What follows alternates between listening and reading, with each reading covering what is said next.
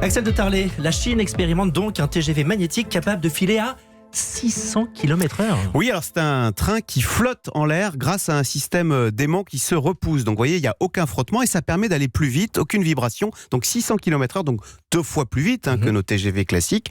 L'objectif, c'est de relier Pékin à Shanghai, donc 1300 km, en 3h30. Alors j'ai fait un petit trek de 3. Ouais. Chez nous, on pourrait faire Paris-Berlin, par exemple, en 2h40. Pas mal. Tout cela est la preuve, en tous les cas, qu'en matière ferroviaire, l'innovation maintenant n'est plus en Europe, elle est en Chine. Mais vous voulez le plus croustillant dans cette Dites-nous. affaire?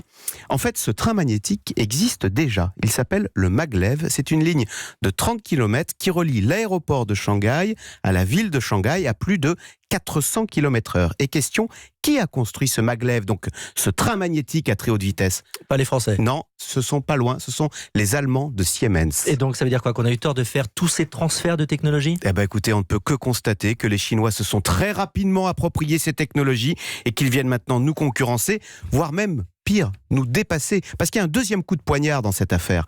C'est l'Europe. Vous savez que face à cette montée des Chinois, le français Alstom et l'allemand Siemens ont voulu fusionner pour être plus forts ensemble, plus innovants. Mais la Commission européenne a interdit cette fusion au nom de la concurrence. Donc si on se résume, on a tout faux. D'abord, on donne nos technologies aux Chinois qui s'en servent ensuite contre nous. Et puis deux, au lieu de réagir en unissant nos forces, non, on reste émiettés, chacun de notre côté, pour pas se faire de la concurrence. Résultat, demain, nos TGV seront chinois. Alors justement, quand même, la bonne nouvelle dans cette affaire, c'est que tout le monde maintenant est bien conscient de l'absurdité de cette situation et on nous le promet, la prochaine Commission européenne changera les règles pour qu'on puisse demain s'unir et inventer ensemble le train du futur, exactement comme on l'a fait finalement dans l'aéronautique en créant Airbus. C'était le Zoom Echo d'Axel de Tarlet. Merci Axel et bon week-end.